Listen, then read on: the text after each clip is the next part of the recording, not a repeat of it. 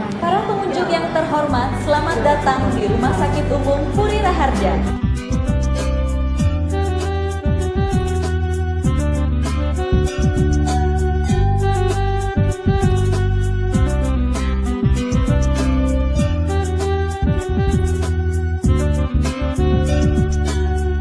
Di tengah kota Denpasar berdiri megah Puri Raharja, rumah sakit berkualitas, memenuhi standar dan terpercaya.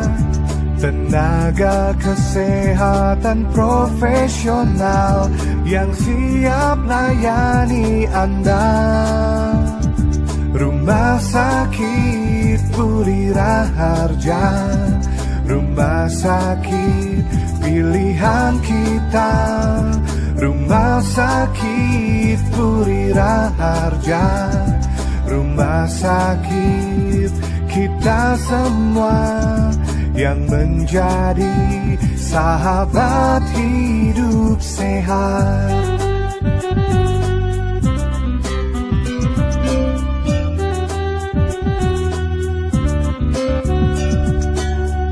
Kami siap melayani segala urusan kesehatan Anda. Santun, ramah, profesional, berkompeten dan terpercaya. Kepuasan Anda yang utama, kami ada untuk Anda. Rumah sakit Puri Raharja, rumah sakit pilihan kita.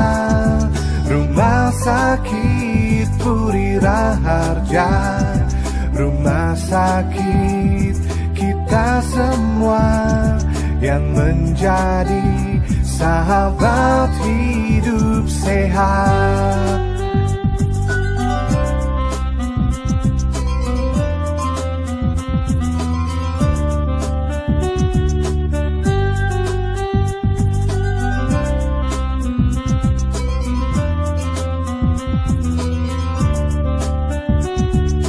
Rumah sakit Puri Raharja, rumah sakit pilihan kita. Rumah sakit Puri Raharja, rumah sakit pilihan kita. Rumah sakit Puri Raharja, rumah sakit kita semua yang menjadi sahabat hidup sehat.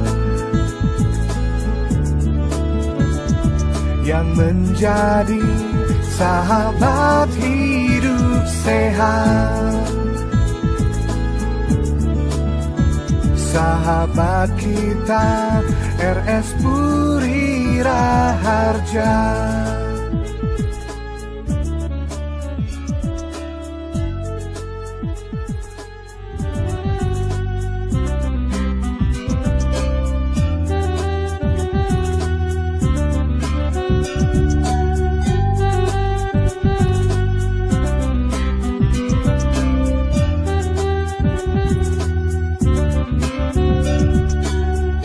Tengah kota Denpasar berdiri megah Puri Raharja, rumah sakit berkualitas, memenuhi standar dan terpercaya. Tenaga kesehatan profesional yang siap layani Anda. Rumah sakit Puri Raharja, rumah sakit pilihan kita.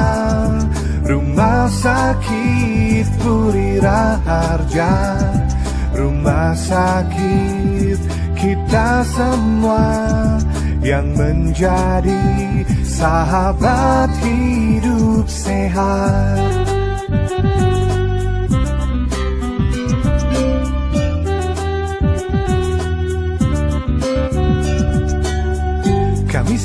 siap melayani segala urusan kesehatan Anda. Santun, ramah, profesional, berkompeten dan terpercaya. Kepuasan Anda yang utama, kami ada untuk Anda. Rumah Sakit Puri Raharja, rumah sakit pilihan kita. Rumah Sakit Puri Raharja, rumah sakit kita semua yang menjadi sahabat hidup sehat.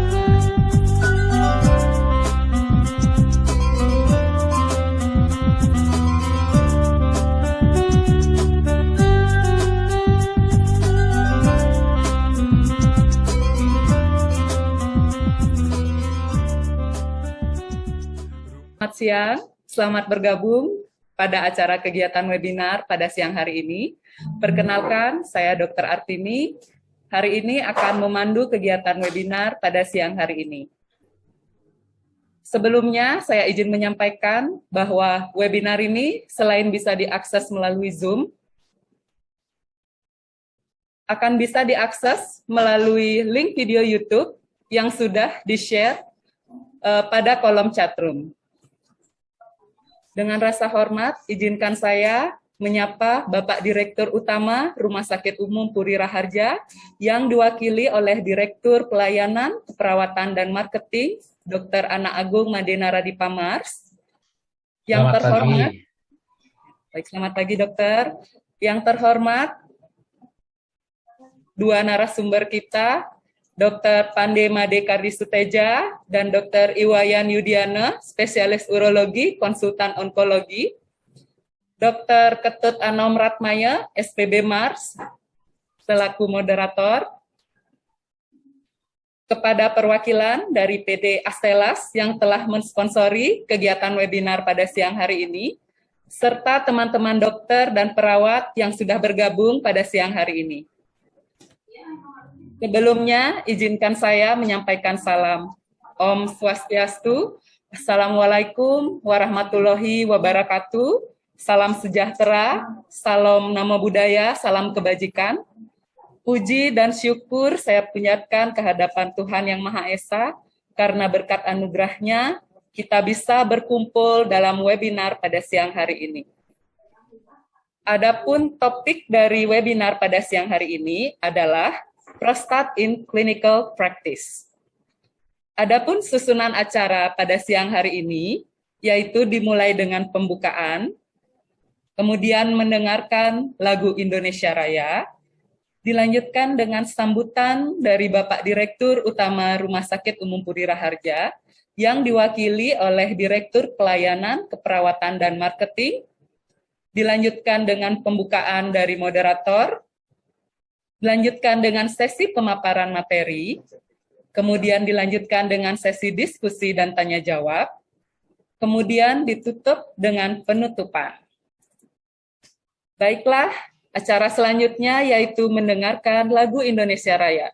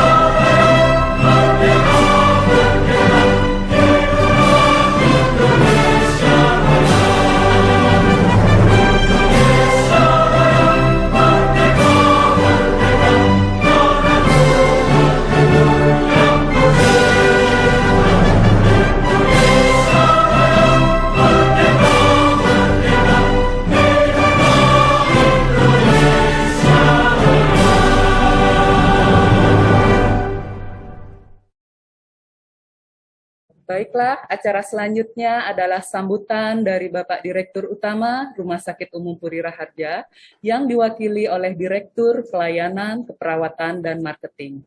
Pada Dr. Ana Agung Madina Radipa Mars, kami persilakan. Baik, agar tidak membuang waktu, maka webinar siang hari ini dengan judul Prostat in Clinical Practice saya buka. Terima kasih atas perhatiannya. Akhir kata saya ucapkan Om Santi Santi Santi Om. Wassalamualaikum warahmatullahi wabarakatuh. Salam sejahtera bagi kita semua. Salam namo buddhaya, salam kebajikan. Acara saya serahkan kembali ke Dr. Artini. Silakan, Dokter. Terima kasih Dr. Ana Agung Madina Radipa Mars atas sambutannya. Acara selanjutnya yaitu pemaparan sesi materi, di mana pada sesi ini akan dipandu oleh moderator kita yang luar biasa, yang sudah hadir di tengah-tengah kita pada siang hari ini, Dr. Ketut Anom Ratmaya, SPB Mars, di mana beliau lahir pada tanggal 10 Mei di Denpasar pada tahun 1967. Beliau tamat FK Kedokteran pada tahun 1994 di Universitas Udayana, kemudian tamat pendidikan spesialis bedah pada tahun 2004 di Fakultas Kedokteran Universitas Udayana, kemudian menyelesaikan pendidikan magister pada tahun 2012 di Universitas Indonesia. Salah satu tempat praktek beliau adalah di Rumah Sakit Umum Puri Raharja. Terima kasih Dr. Artini sebagai pembawa acara pagi ini sudah memperkenalkan saya, dan pagi ini saya diberi kesempatan untuk sebagai moderator yang akan memandu jalannya diskusi dalam webinar siang hari ini. Selamat siang untuk peserta webinar yang berbahagia.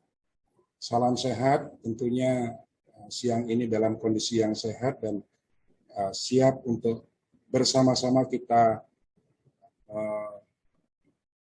menambah ilmu, kemudian mengingat kembali serta mengupdate ilmu kita mengenai prostat pada siang hari ini. Siang hari ini webinar akan bertopik mengenai prostat in clinical practice. Akan dibawakan dalam 2 sesi. Sesi pertama dibawakan oleh Dr. Kardi. Sesi yang kedua akan dibawakan oleh Dr.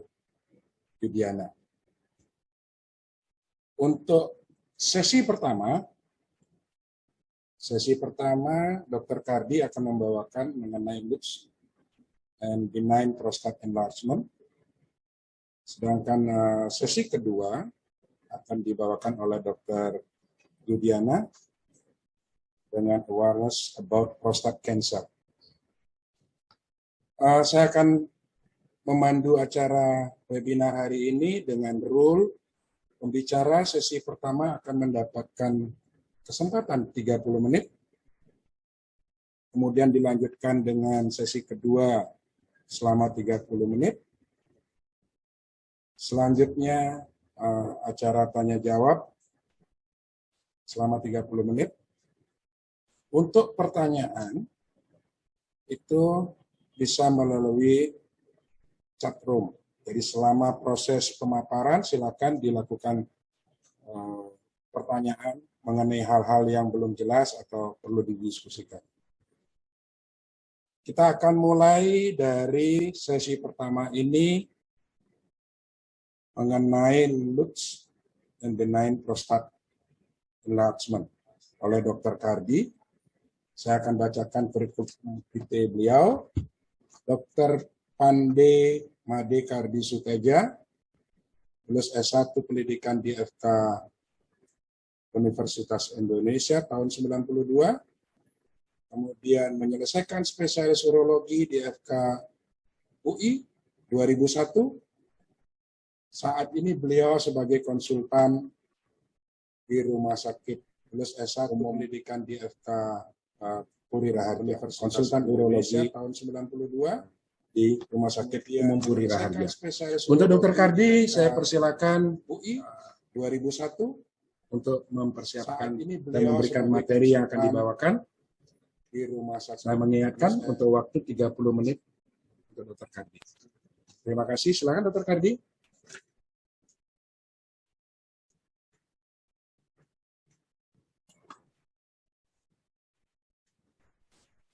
Terima kasih kepada saudara moderator, Dr. Anom Ratmaya.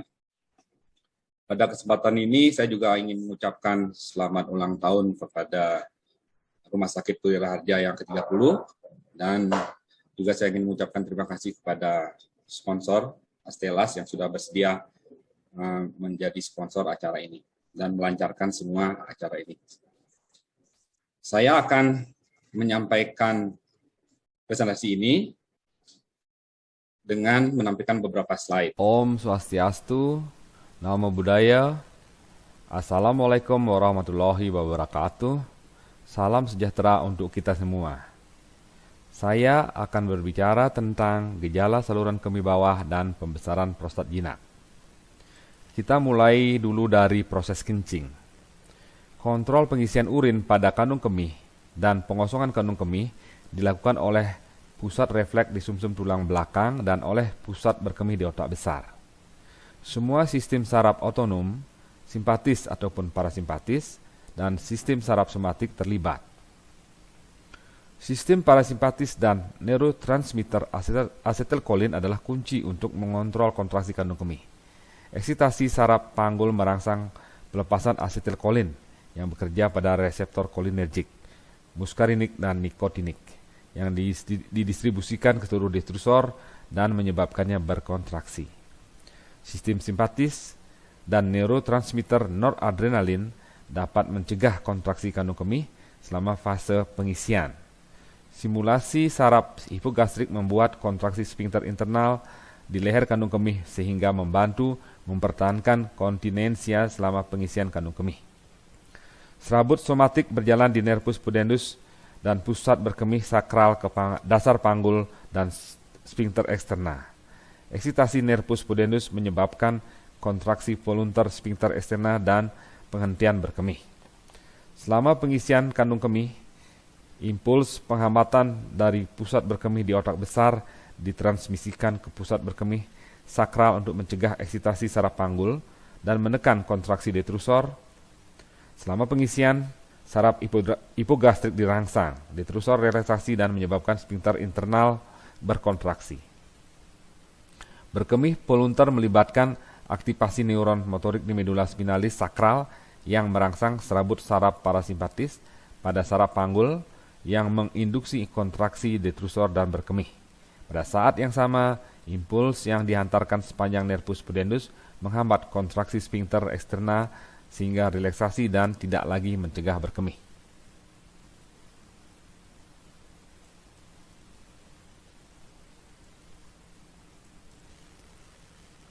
Apa itu lower urinary tract symptoms? LUTS atau gejala saluran kencing bawah adalah suatu kondisi yang umum terjadi pada pria dewasa yang mempengaruhi kualitas hidup. Kebanyakan pria pada usia lanjut paling tidak akan mengalami satu gejala LUTS. Gejalanya biasanya ringan dan sering tidak mengganggu. Meskipun pada umumnya gejalanya ringan, LUTS dapat mempengaruhi kualitas hidup pasien. Dalam perjalanannya, LUTS dapat menetap dan menjadi progresif atau sebaliknya mereda. Jika kita lihat pada grafik ini, prevalensi LUTS akan meningkat seiring dengan bertambahnya usia. Gejala LUTS terbagi menjadi 3 fase. Fase pengisian dengan gejala iritatif, fase pengosongan dengan gejala obstruktif, dan fase setelah berkemih. Gejala iritatif terjadi pada fase pengisian, frekuensi atau kencing sering, urgensi, kencing terburu-buru, inkontinensia, tidak mampu menahan kencing, dan nokturia, terbangun kencing pada malam hari. Gejala obstruktif terjadi pada fase pengosongan kandung kemih. Sulit memulai kencing, kencing terputus-putus, pancaran kencing lemah, mengedan setiap mengeluarkan kencing. Gejala setelah berkemih, kencing tidak tuntas atau tidak lampias dan kencing menetes. Kebanyakan pria mengalami gejala campuran, tetapi tidak semua pria memiliki gejala yang sama. Ditemukan 24,3% pria dengan gejala pada ketiga fase, yaitu gejala fase pengisian, fase pengosongan, dan fase kencing. Didapatkan 9,1% dengan gejala hanya pada fase pengisian, sementara sebesar 12,1% pada gejala fase pengosongan dan hanya 3,0% gejala pada fase setelah kencing. Secara umum diasumsikan penyebab dari lower urinary tract symptom adalah benign prostatic obstruction. Namun sesungguhnya penyebab LUTS itu cukup kompleks, artinya LUTS juga bisa disebabkan oleh hal-hal lain, misalnya infeksi saluran kemih, batu ureter distal, gangguan otot detrusor, dan sebagainya. Jadi BPH hanya salah satu penyebab dari LUTS.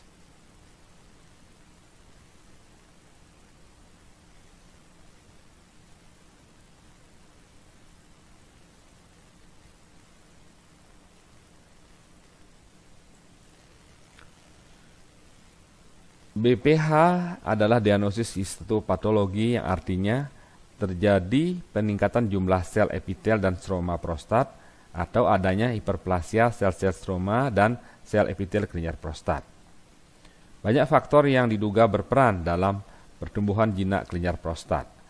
Penyebabnya adalah hormon androgen, estrogen, prolaktin, dan interaksi stroma epitel, neurotransmitter, pola diet, obesitas, mikrotrauma, inflamasi, dan aktivitas fisik diduga berhubungan dengan pertumbuhan sel kelenjar prostat secara tidak langsung.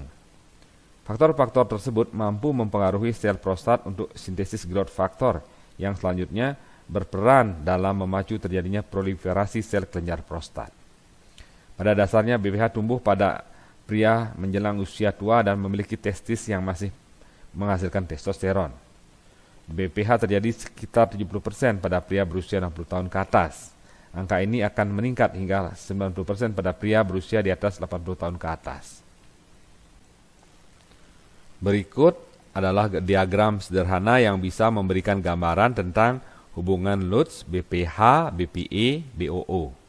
Istilah BPH sebenarnya adalah istilah histopatologis, yaitu adanya hiperplasia, sel-sel stroma, dan sel-sel prostat. Meskipun banyak pria di atas 40 tahun akan mengalami BPH, tidak semua akan bergejala LUTS yang mengganggu, dan hanya sekitar 50% yang akan menjadi benign prostatic enlargement atau BPE. BPE adalah istilah klinis yang menggambarkan bertambahnya volume prostat akibat adanya perubahan histopatologis yang jinak pada prostat. Diperkirakan hanya 50% dari kasus BPH yang berkembang menjadi BPE. Pria dapat mengalami BPE tanpa adanya LUTS, begitu pula sebaliknya. LUTS tidak selalu disebabkan oleh BPE. Pada kondisi yang lebih lanjut, BPE dapat menimbulkan obstruksi pada saluran kemih, dinamakan benign prostatic obstruction atau BPO. BPO sendiri merupakan bagian dari entitas penyakit yang mengakibatkan obstruksi pada leher kandung kemih dan uretra yang disebut bladder outlet obstruction atau BOO. BOO sendiri juga bisa muncul dengan atau tanpa LUTS dan dengan atau tanpa BPE.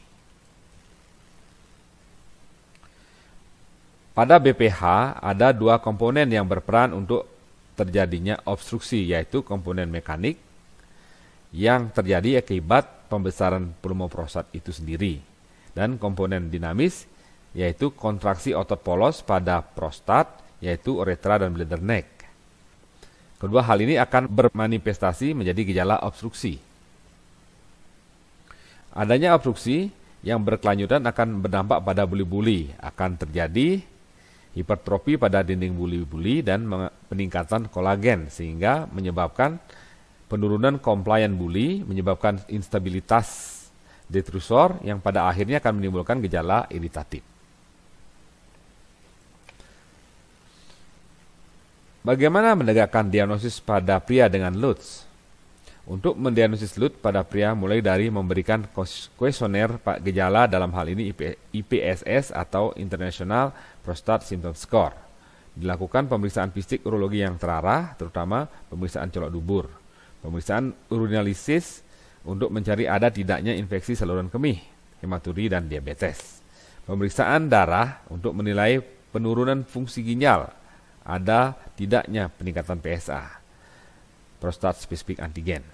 Pemeriksaan USG urologi dan USG prostat secara transabdominal ataupun transrektal ultrasonografi prostat untuk menemukan kelainan yang ada di dalam kandung kemih maupun prostat. Kuesioner gejala diakui sensitif terhadap perubahan gejala. Skor gejala dapat mengukur LUTS dan mengidentifikasi jenis gejala yang dominan. Namun ini semua bukan penyakit yang terkait jenis kelamin atau usia tertentu. Direkomendasikan menggunakan kuesioner skor gejala yang divalidasi, termasuk penilaian gangguan dan kualitas hidup selama penilaian LUTS, dan untuk dievaluasi ulang selama dan atau setelah perawatan. Salah satu sistem skor gejala yang digunakan secara luas adalah International Prostate Symptom Score atau IPSS. IPSS telah dikembangkan oleh American Urological Association dan telah distandarisasi oleh World Health Organization atau WHO. Bagan pulumo dan frekuensi serta buku harian kandung kemih memberikan dokumentasi fungsi kencing secara real time dan mengurangi bias ingatan. Frekuensi volume chart selama 3 dan 7 hari memberikan pengukuran gejala kencing yang andal pada pasien dengan LUTS. Direkomendasikan menggunakan buku harian kandung kemih untuk menilai LUTS pada pria dengan komponen pengisian urin yang menonjol atau nokturia. Beritahu pasien untuk menyelesaikan buku harian kandung kemih setidaknya selama 3 hari. Pemeriksaan fisik merupakan bagian integral dari evaluasi medis pasien. Pemeriksaan rektal digital atau colok dubur dapat digunakan untuk menilai volume prostat, namun korelasinya dengan volume prostat sebenarnya buruk. Pemeriksaan colok dubur dapat menilai konsistensi prostat dan adanya nodul pada prostat yang merupakan salah satu tanda dari keganasan prostat. Pada pemeriksaan colok dubur juga perlu menilai tonus sphincter ani dan refleks bulbo cavernosus yang dapat menunjukkan adanya kelainan pada lengkung refleks daerah sakral. Direkomendasikan untuk melakukan pemeriksaan fisik termasuk pemeriksaan colok dubur dalam penilaian LUTS pada pria. Urinalisis dengan dipstik atau sedimen dapat mengindikasikan infeksi saluran kemih, proteinuria, hematuria atau glikosuria yang memerlukan penilaian lebih lanjut. Manfaat urinalisis lebih besar dari biaya yang dikeluarkan. Direkomendasikan untuk melakukan urinalisis pada pasien LUTS. Prostat spesifik antigen atau PSA disintesis oleh sel epitel prostat dan bersifat organ spesifik tapi bukan cancer spesifik. Kadar PSA dalam serum dapat mengalami peningkatan pada inflamasi setelah manipulasi prostat, misalnya biopsi atau tur prostat, pada retensi urin akut, kateterisasi, usia yang makin tua, dan keganasan prostat. PSA memiliki nilai prediksi yang baik untuk menilai volume prostat dan merupakan prediktor kuat pertumbuhan prostat. Baseline PSA dapat memprediksi risiko operasi terkait acute urinary retention dan benign prostate obstruction. Direkomendasikan untuk mengukur PSA untuk diagnosis kanker prostat yang akan mengubah manajemen terapinya. Lakukan pengukuran PSA jika membantu dalam perawatan dan atau proses pengambilan keputusan. Akurasi diagnostik uroplometri untuk mendeteksi BOO sangat bervariasi dan secara substansial dipengaruhi oleh nilai ambang batas. Spesifisitas dapat ditingkatkan dengan pengujian laju aliran berulang. Lakukan uroplometri dalam penilaian awal LUTS pria. Lakukan uroplometri sebelum perawatan medis atau tindakan invasif. Penilaian ukuran prostat dengan TRUS atau USG transabdominal penting untuk pemilihan intervensi dan sebelum pengobatan dengan 5-alfa reduktase inhibitor. Dengan TRUS prostat dapat dinilai volume prostat lebih akurat, ekostruktur jaringan prostat, ada tidaknya kalsifikasi dan tanda yang mengarah pada tumor prostat. Direkomendasikan untuk melakukan pencitraan prostat saat mempertimbangkan perawatan medis untuk LUTS pria. jika membantu dalam pemilihan obat yang tepat. Lakukan pencitraan prostat saat mempertimbangkan tindakan bedah. Untuk melengkapi diagnosis awal dan evaluasi terapi, maka pasien diminta membuat laporan bladder diary paling tidak selama 3 hari untuk mendapat gambaran frekuensi kencing, kapasitas kandung kemih, episode kencing, malam, dan kencing sehari-hari.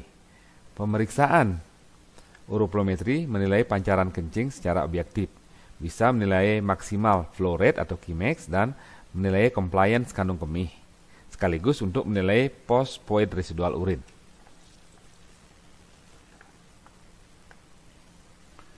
Pilihan terapinya mulai dari terapi konservatif, kemudian terapi medikamentosa atau tindakan pembedahan, baik endoskopi atau operasi terbuka, dan terapi paliatif.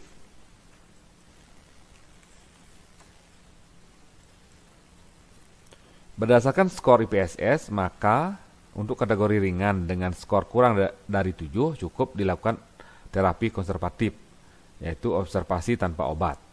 Pada kategori sedang dengan skor IPSS 8-19 serta kategori berat dengan skor 20-35 maka bisa dilakukan terapi medikamentosa. Bila diberikan alpha blocker seperti tamsulosin atau 5-alpha reduktase inhibitor seperti dutasterid atau diberikan fitofarmaka.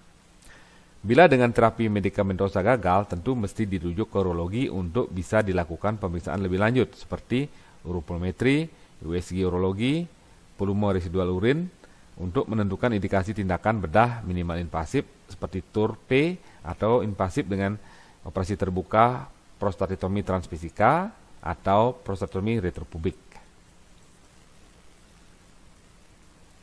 Berikut adalah algoritma manajemen BPH untuk dokter umum berdasarkan guideline dari IAUI. Poin yang penting di sini adalah IPSS dan Quality of Life Score untuk menentukan derajat LUTS. Pada LUTS ringan masih ada tempat untuk konservatif, sedangkan pada LUTS sedang berat bisa dengan obat-obatan atau tindakan invasif. Tentunya ada hal-hal yang harus diperhatikan kapan saatnya dirujuk ke urologi untuk penata laksanaan lanjutan.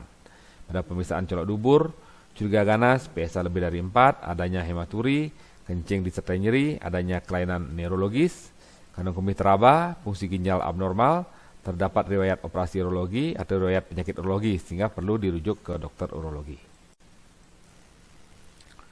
Berikut adalah guideline EAU terbaru untuk penata laksanaan LUTS pada pasien tanpa indikasi operasi. Penanganan secara konservatif bisa dilakukan pada pasien tanpa keluhan yang mengganggu. Pada pasien dengan keluhan yang mengganggu harus diperhatikan keluhan apa yang dominan. Pada pasien dengan dominan nokturi bisa dipertimbangkan pemberian vasopressin analog. Selain golongan alpha blocker, golongan antimuskarinik atau beta 3 agonis dapat kita berikan pada pasien dengan gejala storage. Dan pada prostat dengan volume lebih dari 40 cc dapat dikombinasikan dengan 5-alpha reduktase.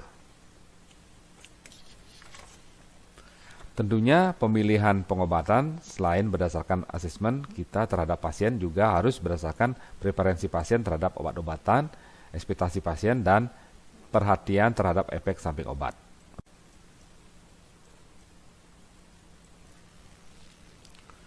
Berikut adalah jenis-jenis obat yang dipakai pada pengobatan BPH LUTS. Alpha 1 blocker bertujuan menghambat kontraksi otot polos prostat sehingga mengurangi resistensi tonus leher kandung kemih dan uretra. Sedangkan 5-alpha reduktase inhibitor untuk mengurangi volume prostat. Pada buli-buli terdapat reseptor muskarinik dan beta 3 adrenoseptor. Obat golongan anti-muskarinik dan beta 3 agonis berfungsi untuk menurunkan gejala pada fase storage. Fosfodiesterase 5 inhibitor bekerja dengan menurunkan tonus detrusor, prostat dan uretra dan meningkatkan perfungsi darah pada saluran kencing ke bagian bawah. Pada slide berikutnya akan lebih banyak dibahas tentang tamsulosin dan mirabegron.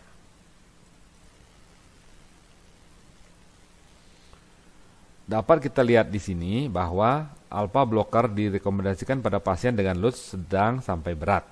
Jika dibandingkan dengan placebo, alpha blocker efektif dalam menurunkan skor IPSS dan meningkatkan pancaran kencing.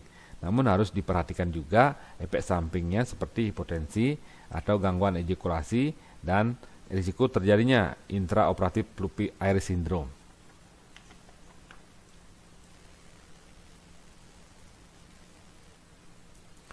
Berikut adalah beberapa jenis obat golongan alpha blocker. Secara garis besar dapat dibagi dua, subtipe non-selektif dan selektif. Alpha blocker non-selektif memiliki efek samping kardiovaskuler yang lebih berat karena reseptor alpha terdapat pada pembuluh darah. Dan ketiga obat yang selektif ini hanya tamsulosin yang memiliki formula yang sudah dimodifikasi untuk meningkatkan efektivitas perilisan obat di saluran cerna.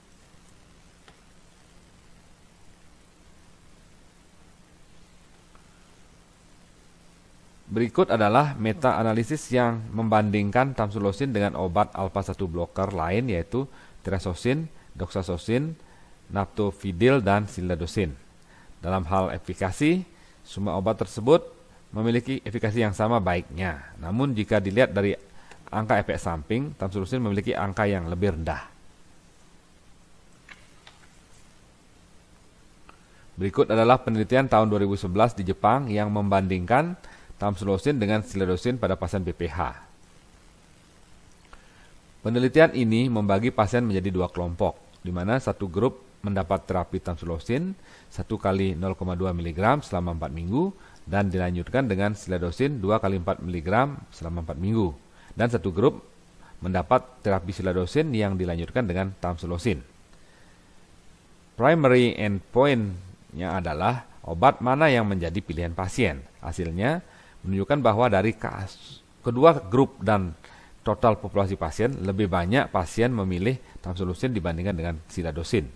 Selain karena efikasi dan once daily treatment-nya, tamsulosin memiliki efek samping yang lebih sedikit.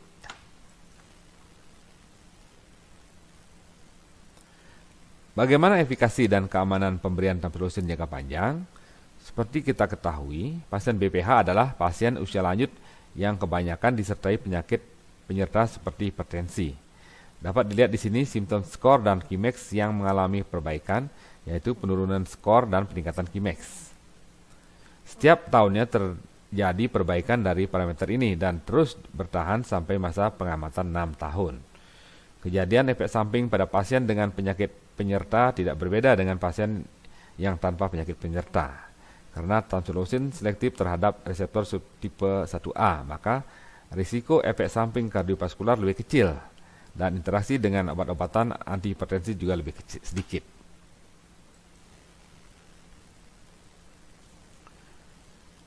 Bagaimana dengan data dari Indonesia? Berikut adalah penelitian oleh para ahli urologi Indonesia yang menunjukkan tamsulosin 0,4 mg memberikan perbaikan pada pasien Lutz karena BPH.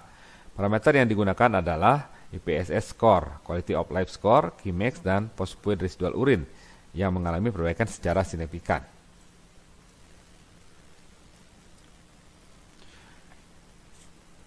Tamsulosin konvensional diabsorpsi di saluran cerna tergantung dengan ketersediaan air, sehingga obat akan lebih banyak diabsorpsi di lambung dan usus halus dan akan berkurang di kolon yang kandungan airnya sangat sedikit. Karena itu dikembangkan formula OCAS atau Oral Control Absorption System. Formula OCAS menggunakan matriks gel yang menjamin kecukupan hidrasi obat sebelum mencapai kolon, sehingga obat tetap akan terabsorpsi dengan baik meski kadar air di kolon yang sedikit. Dapat dilihat dari grafik ini, tamsulosin konvensional mencapai peak plasma level pada jam ke-8 dan 10 dan diikuti dengan penurunan yang berlanjut sampai jam ke-24. Sedangkan tamsulosin OCAS menunjukkan kadar plasma yang menurun, namun kadarnya tetap konsisten dan bertahan sampai jam ke-24. Artinya, formula OCAS memiliki profil farmakokinetik yang lebih baik daripada tamsulosin konvensional. Bagaimana cara kerja obat antimuskarinik, misalnya tolterodin, dan obat beta-3 agonis, misalnya mirabegron? Ada perbedaan cara kerja antara antimuskarinik dengan beta-3 agonis, yang mana keduanya bekerja pada detrusor buli-buli. Antimuskarinik akan mempengaruhi sistem parasimpatis yang akan mengurangi kontraksi involunter dari detrusor.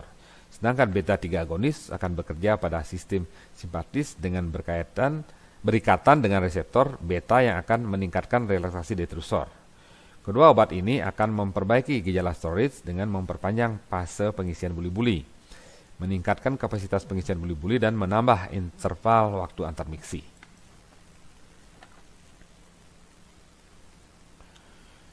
Stephen A. Kaplan dan kawan-kawan melakukan penelitian dengan membandingkan mirabegron beta-3 agonis dengan placebo sebagai terapi tambahan pada pasien BPH dengan overactive bladder, simptom yang mendapat terapi tamsulosin. Efikasi yang dinilai adalah perubahan jumlah frekuensi kencing perharinya. Dapat dilihat pada tamsulosin plus mirabegron terdapat penurunan jumlah miksi per hari jika dibandingkan dengan placebo.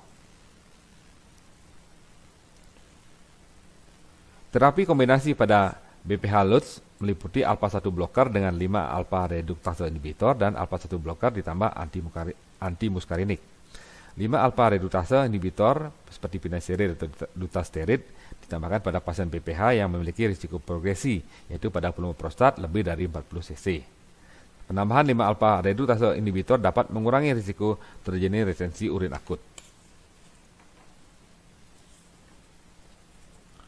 Sedangkan antimuskarinik atau tolterodin diberikan pada pasien dengan gejala storage yang tidak mengalami perbaikan dengan monoterapi. Kombinasi ini efektif menurunkan frekuensi nokturii, urgensi, dan inkontinensia. Perkumpulan ahli urologi Eropa merekomendasikan terapi untuk pasien LUTS. Berdasarkan orientasi penyakitnya yang disebabkan oleh prostat, diberikan rekomendasi terapi alpha-1 blocker, misalnya tamsulosin, atau 5 alpha reduktase inhibitor, misalnya dutasteride. Berdasarkan orientasi pada gejala dibedakan menjadi untuk gejala fase feeding atau pengosongan kandung kemih direkomendasikan terapi alpha-1 blocker, misalnya tamsulosin, atau fosfodiesterase 5 inhibitor, misalnya tadalafil, disertai atau tanpa 5 alpha reduktase inhibitor, misalnya dutasteride. Untuk gejala yang dominan saat fase storage atau pengisian urin, direkomendasikan dengan obat antimuskarinik, misalnya tolterodin, atau beta-3 agonis, misalnya mirabegron. Untuk gejala pada fase pengisian bercampur gejala fase pengosongan, direkomendasikan obat alpha-1 blocker, misalnya tamsulosin, atau fosfodiesterase 5 inhibitor, misalnya tadalafil, disertai atau tanpa antimuskarinik, misalnya tolterodin, atau beta-3 agonis, misalnya mirabegron. Sebagai kesimpulan, gejala LUTS meliputi gejala obstruktif dan iritatif yang berkaitan dengan 3 fase gejala. Fase storage atau pengisian, fase feeding atau pengosongan, dan fase post-feeding atau setelah berkemih. Manajemen LUTS harus disesuaikan dengan penyebab LUTS. Pengobatan BPH LUTS tidak hanya berfokus pada prostat, tetapi juga pada struktur lain, misalnya buli-buli. Alpha blocker adalah terapi lini pertama untuk LUTS karena benign prostate enlargement atau benign prostate obstruction atau benign prostate hyperplasia. Di antara berbagai obat alpha-1 blocker, tamsulosin memiliki efikasi dan tolerabilitas yang baik. Terapi kombinasi pada LUTS karena prostat dengan volume lebih dari 40 cc adalah alpha-1 blocker ditambah 5 alpha reduktase inhibitor. Dan terapi kombinasi bila gejala pengisian yang dominan adalah alpha-1 blocker ditambah muskarinik reseptor antagonis atau ditambah beta-3 agonis. Aspek penting terapi BPH adalah meningkatkan kualitas hidup pasien. Terima kasih atas perhatiannya. Om Santi Santi Santi Om. Namo Buddhaya. Wassalamualaikum warahmatullahi wabarakatuh. Salam sehat dan sejahtera untuk kita semua.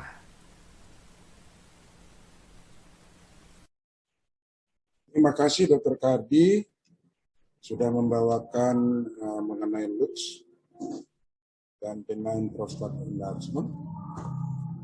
Untuk seluruh peserta, mohon maaf yang sebesar-besarnya karena ada sedikit gangguan teknis dalam materi, jadi duplikasi suara. Namun jangan khawatir, kita akan mempersiapkan materi akan di-share oleh panitia.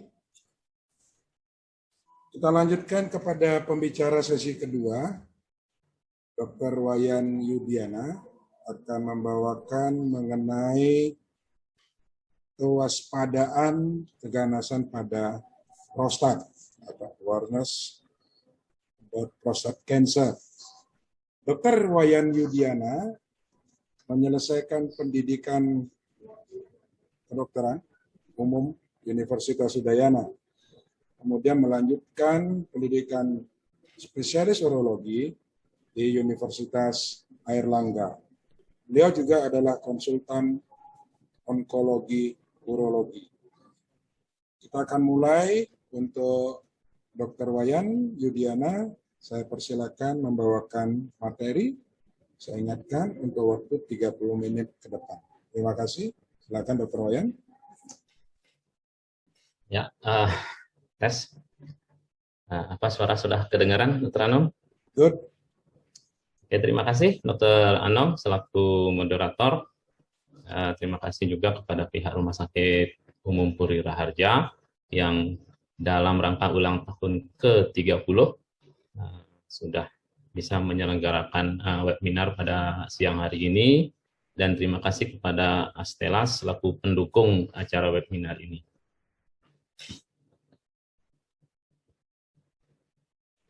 Sebentar, saya share screen dulu.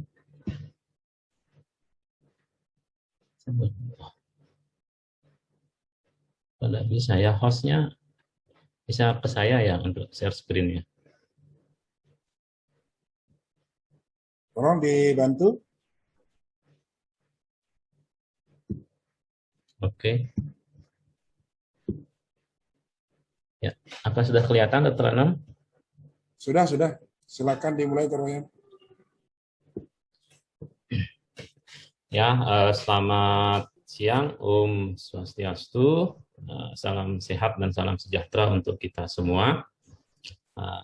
Pada kesempatan siang hari ini, melanjutkan sesi pertama dari Dr. Tardi tadi, saya akan mencoba beberapa poin tentang pembesaran prostat yang bersifat ganas atau yang lebih dikenal dengan nama kanker prostat. Beberapa highlight yang akan saya bicarakan itu adalah tentang epidemiologi daripada kanker prostat, kemudian screening dan early detection atau deteksi dini, kemudian bagaimana cara mendiagnosis dan menentukan stadium pada kanker prostat, kemudian perjalanan atau natural history dari prostat cancer itu sendiri yang akan berimplikasi kepada tata laksana atau manajemen kanker prostat. Nah, penting tentang kanker prostat. Tadi dari Dr. Anom sudah sebagai pendahuluan kenapa kita perlu mewaspadai atau meningkatkan kesadaran tentang kanker prostat ini. Nah, berdasarkan epidemiologi yang terbaru tahun 2020 dari Globocan Data, jadi Global Cancer Observatory Data tahun 2020, itu disebutkan bahwa insiden kanker prostat itu menjadi semakin meningkat atau menempati urutan kedua terbanyak dari kanker yang ada pada laki-laki setelah kanker paru. Nah, sedangkan di Indonesia sendiri kanker prostat itu menempati urutan kelima. Jadi setelah kanker paru, kemudian kolorektal, kanker liver, dan kanker nasofaring. Nah, karena insiden yang meningkat inilah, maka kita perlu mewaspadai dan perlu sadar bahwa kanker prostat itu ada di sekitar kita. Kemudian ini data yang diambil di dunia itu secara umum atau secara global berdasarkan semua jenis kelamin dan berdasarkan semua atau segala umur, kanker prostat itu menempati urutan yang ketiga. Jadi urutan ketiga setelah kanker payudara, kemudian kanker paru. Kemudian yang ketiga adalah kanker prostat. Namun angka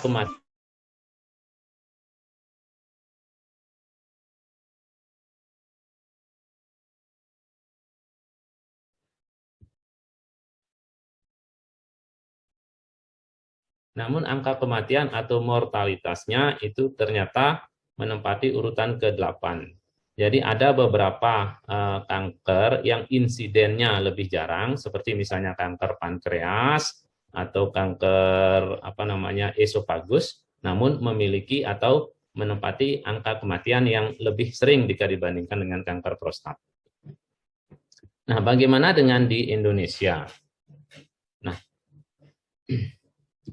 di Indonesia itu dari hasil kolaboratif research, beberapa center seperti Jakarta, kemudian Bandung, Jogja, Surabaya, dan Denpasar, itu ternyata ditemukan bahwa kanker prostat yang pertama kali terdiagnosa itu lebih dari 50% itu adalah kanker prostat yang sudah bermetastase.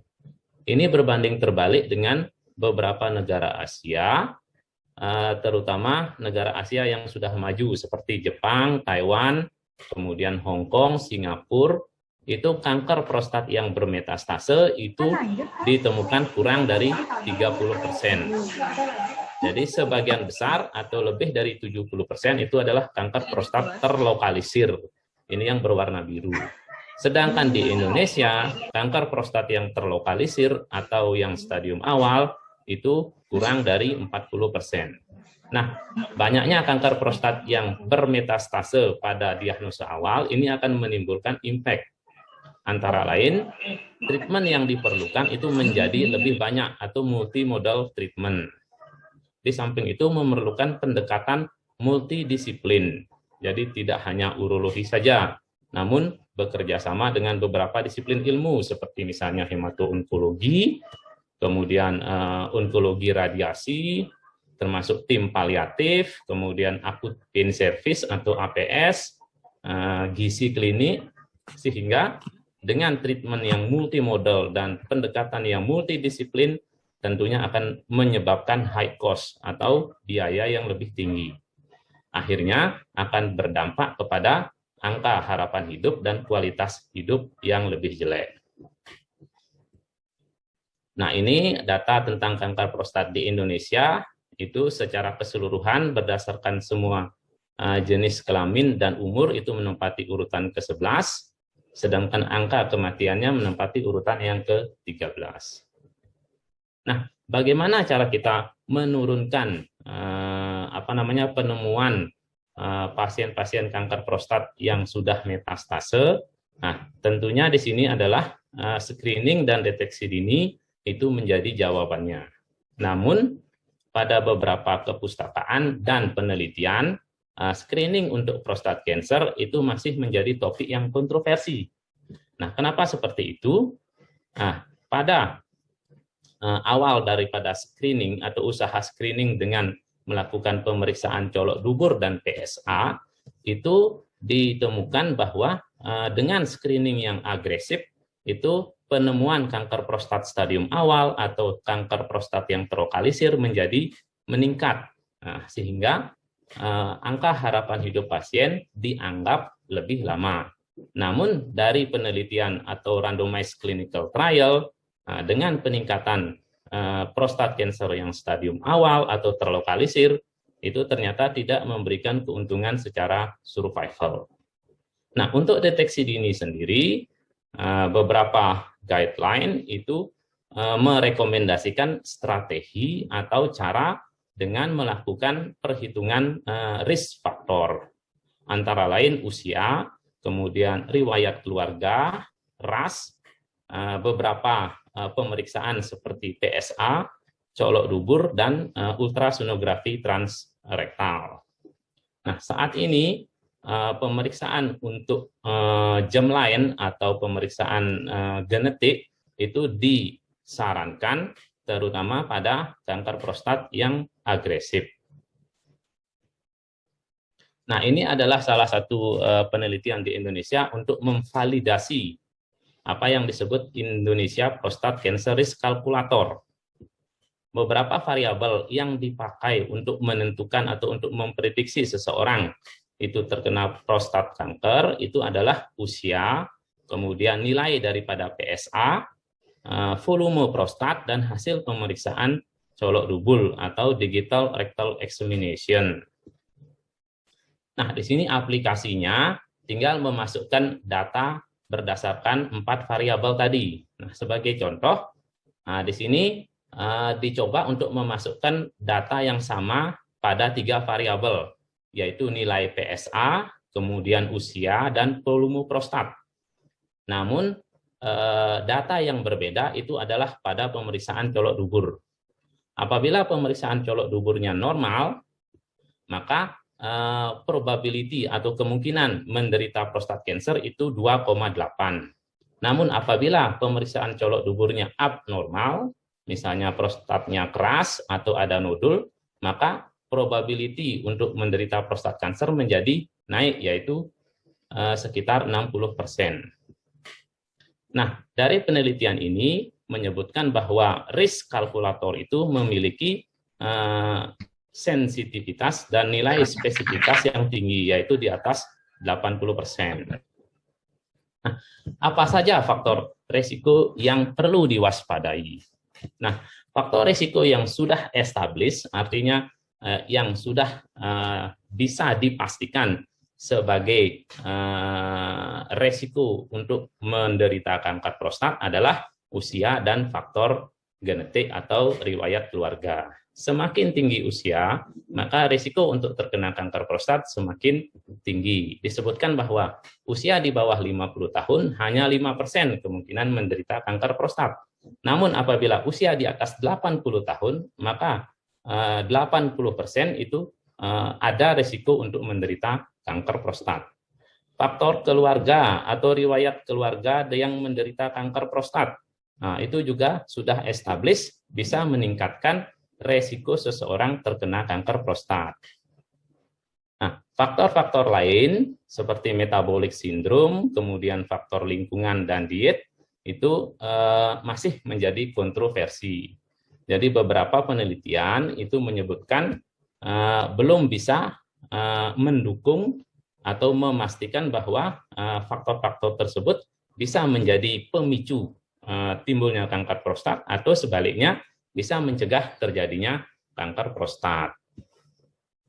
Jadi karena data yang masih kurang atau data yang tidak mendukung, maka di sini disebutkan bagaimana pencegahan yang efektif itu belum bisa direkomendasikan.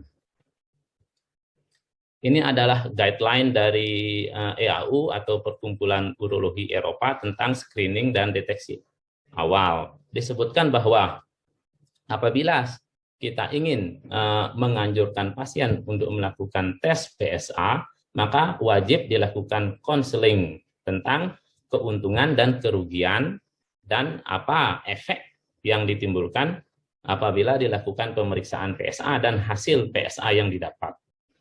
Kemudian rekomendasi kuat juga dianjurkan untuk pemeriksaan PSA pada seseorang yang memiliki faktor risiko, antara lain usia di atas 50 tahun atau usia di atas 45 tahun yang memiliki riwayat keluarga dengan prostat cancer atau dengan keturunan Afrikan Amerika.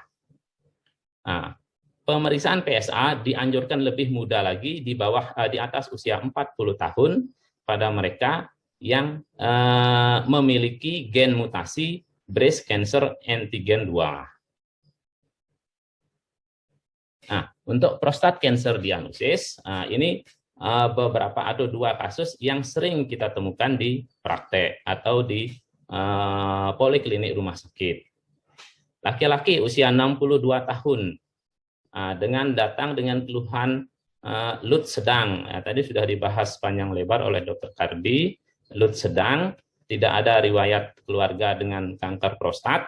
Pada pemeriksaan colok dubur normal dengan prostat volume 45 cc. Apa yang dikerjakan? Perlu enggak pemeriksaan PSA dengan usia 62 tahun?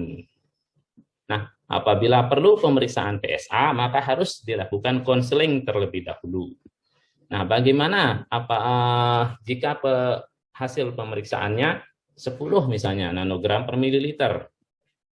Apakah diberikan medikamentosa dulu atau obat-obatan untuk mengurangi LUTS, atau indikasi untuk dilakukan biopsi prostat? Nah, pertanyaan ini akan terjawab nanti. Nah, kemudian setting kedua adalah laki-laki usia yang sama, namun datang dengan keluhan retensi urin yang sudah terpasang kateter. Tidak ada riwayat keluarga dengan kanker prostat, volume prostat 60, dan colok dubur normal. Perlu enggak dilakukan pemeriksaan PSA? Ini pertanyaan sekali lagi. Apa? Langsung dilakukan operasi karena indikasi retensi urin.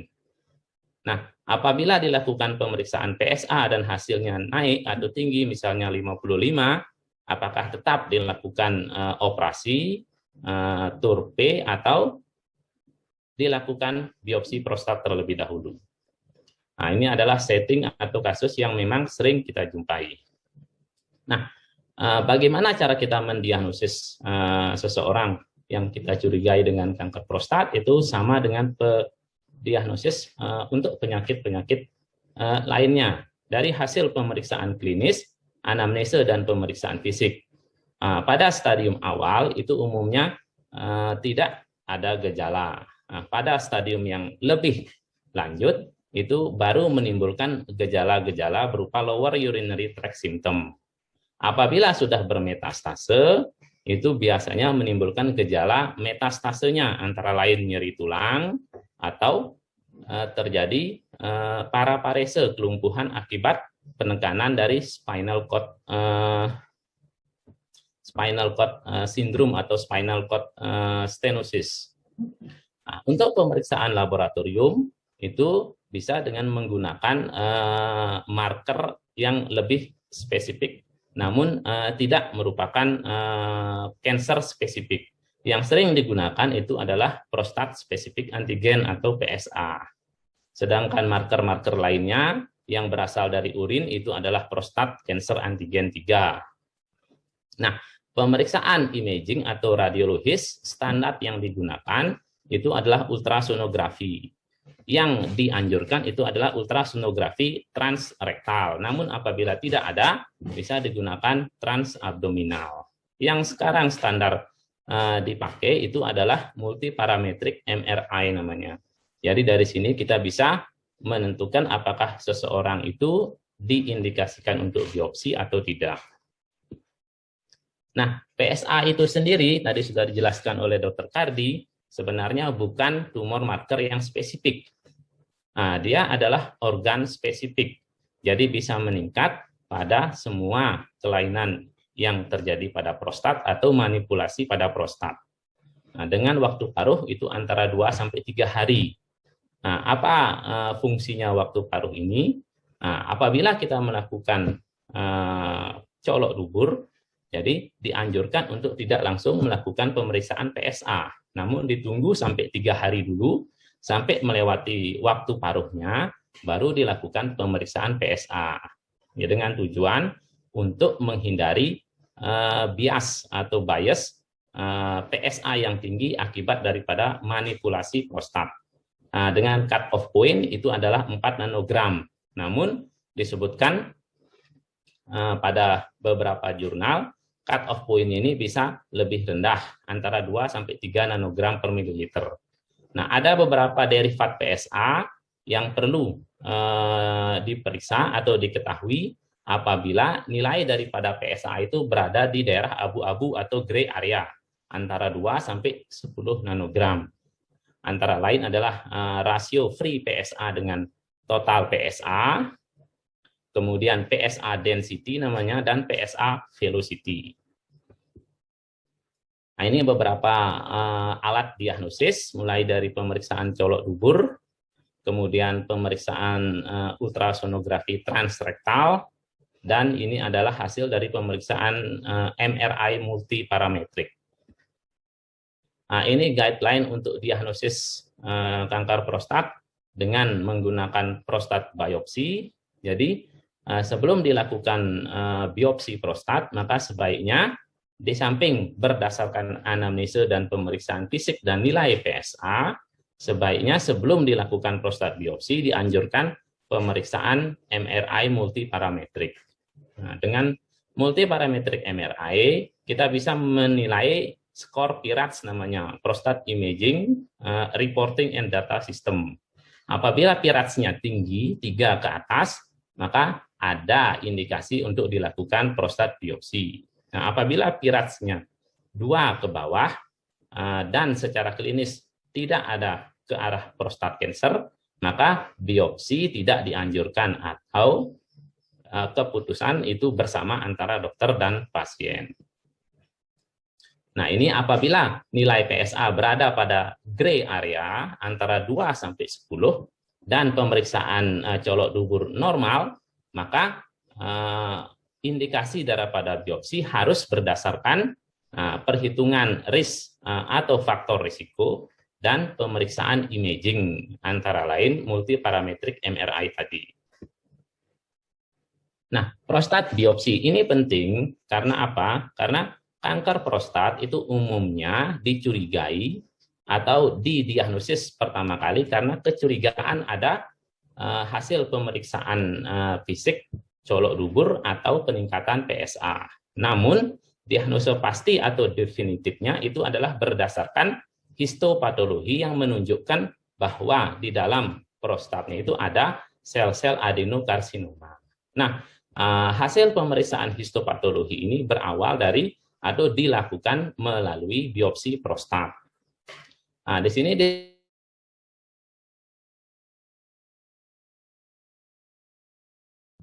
penggunaan daripada transurethral reseksi of prostate atau TUR prostat tidak dianjurkan sebagai alat diagnosis atau sebagai deteksi kanker pada pemeriksaan atau untuk pemeriksaan histopatologi. Prostat biopsi bisa dilakukan dengan pendekatan atau melalui transrektal dan transperineal. Guiding atau tuntunan yang bisa dikerjakan adalah melalui atau dengan tuntunan USG atau dengan tuntunan MRI. Nah, tuntunan MRI ini biasanya apa yang disebut robotic transperineal prostat biopsi.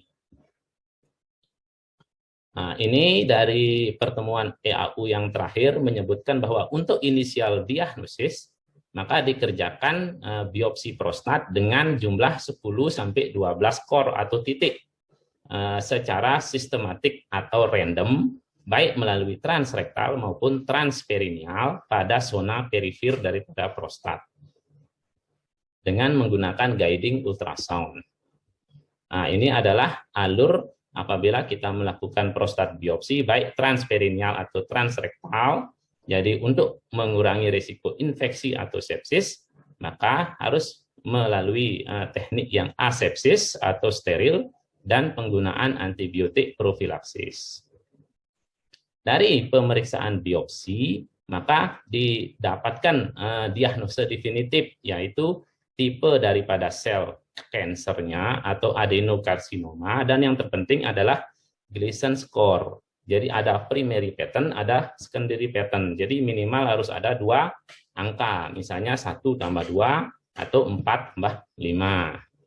Sedangkan apabila spesimen didapatkan dari operasi radikal prostatektomi, maka laporan patologinya menjadi lebih lengkap. Nah, untuk staging ini ada beberapa modalitas yang bisa digunakan. Yang merah ini adalah modalitas yang konvensional atau yang yang bisa dikerjakan secara lebih sederhana. Tulisan biru ini adalah yang sekarang direkomendasikan dengan sensitivitas dan spesifisitas yang tinggi. Untuk staging tumor primer bisa digunakan pemeriksaan colok dubur. Kemudian staging untuk regional metastase atau metastase kelenjar getah bening bisa dengan menggunakan CT scan.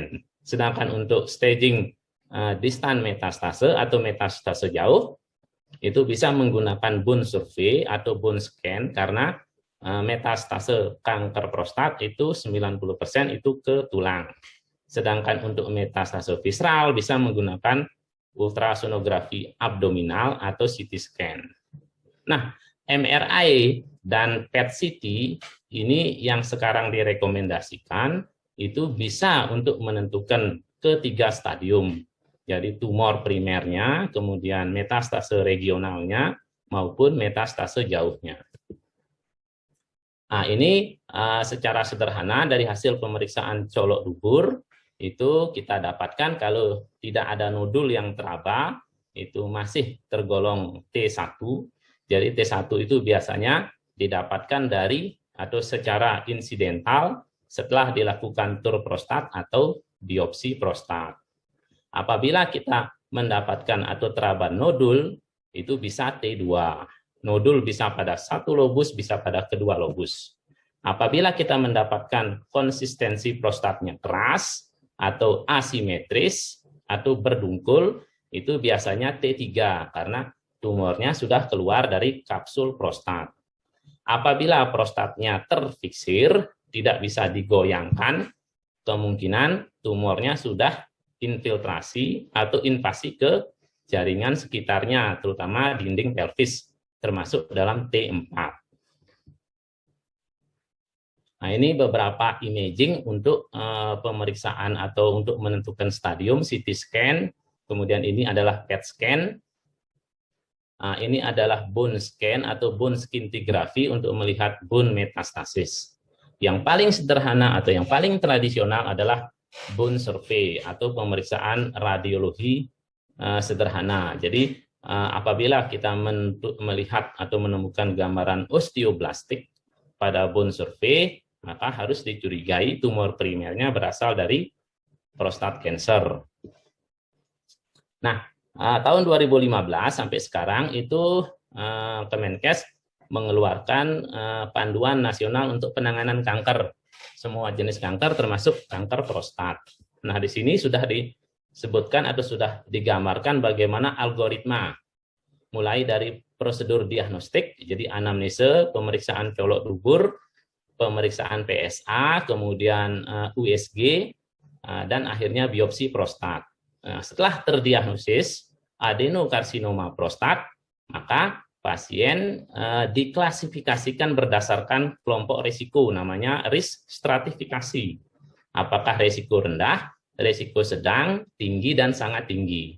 Ini ada beberapa parameter yang dipakai, yaitu stadium tumor primernya atau T, kemudian Gleason score-nya, dan nilai PSA. Nah, yang lebih sederhana itu adalah klasifikasi yang dikeluarkan oleh EAU atau Perkumpulan Urologi Eropa. Jadi ada yang kanker prostat terlokalisir dan terlokalisir lanjut. Yang terlokalisir ada yang low risk, intermediate, dan ada yang high risk. Yang terlokalisir lanjut itu adalah very high risk. Jadi ada 3 parameter, yaitu PSA, nilai daripada Gleason score, dan clinical stadium T tumor primernya. Nah, kita lanjutkan tentang bagaimana perjalanan alamiah atau natural history daripada prostat cancer itu sendiri, karena ini akan menentukan manajemennya. Nah, kanker prostat itu adalah satu-satunya kanker genitourinary yang perjalanan klinisnya itu sudah pasti. Jadi sudah bisa kita prediksi apabila pasien atau seseorang sudah terdiagnosis kanker prostat, maka dia akan menjalani atau mengidap tahapan-tahapan daripada perjalanan kanker prostat. Mulai dari kanker prostat terlokalisir, kemudian mengalami recurrent atau biochemical recurrent, kemudian mengalami metastase, kemudian mengalami cancer atau kanker prostat yang resisten treatment atau resisten hormonal, akhirnya terminal disease dan mengalami kematian. Nah, untuk diagnosis pertama itu ada 2 jenis kanker prostat pada awal terdiagnosis. Yang pertama itu adalah kita menemukan kanker prostat yang masih terlokalisir atau tidak metastase. Nah, jenis kanker prostat kedua yang ditemukan pada awal diagnosis adalah kanker prostat yang sudah bermetastase, namun masih hormon sensitif prostate cancer. Nah, di Indonesia ini yang warnanya merah ini yang lebih banyak, lebih dari 50%. Sedangkan di negara-negara Asia lainnya atau di negara maju yang banyak atau lebih dari 75% adalah terlokalisir. Nah, apabila kita menemukan kanker prostat pada stadium terlokalisir, kita masih bisa memberikan terapi kuratif atau terapi menyembuhkan sehingga perjalanannya untuk mencapai terminal disease atau kematian menjadi lebih lama. Nah, apabila kita menemukan sudah dalam kondisi metastase, maka pengobatannya bersifat paliatif. Nah, tentunya dengan perjalanan yang lebih singkat untuk mencapai terminal disease. Nah, ini manajemen secara sederhana. Apabila kita temukan pada stadium awal terlokalisir, kita bisa memberikan terapi kuratif, yaitu pembedahan atau radioterapi. Namun, apabila kita temukan sudah dalam kondisi metastase, maka paliatif treatment jawabannya. Paliatif itu bisa berupa hormonal terapi atau kemoterapi. Nah, jadi ada beberapa pertimbangan dalam menentukan pilihan terapi pada prostat cancer. Yang pertama itu adalah yang terpenting kelompok risiko atau risk stratifikasi yang tadi sudah diperlihatkan algoritma dari guideline Kemenkes. Kemudian pasien life expectancy atau usia pasien. Apakah usia pasien atau harapan hidupnya masih di atas 15 tahun atau lebih rendah dari 15 tahun.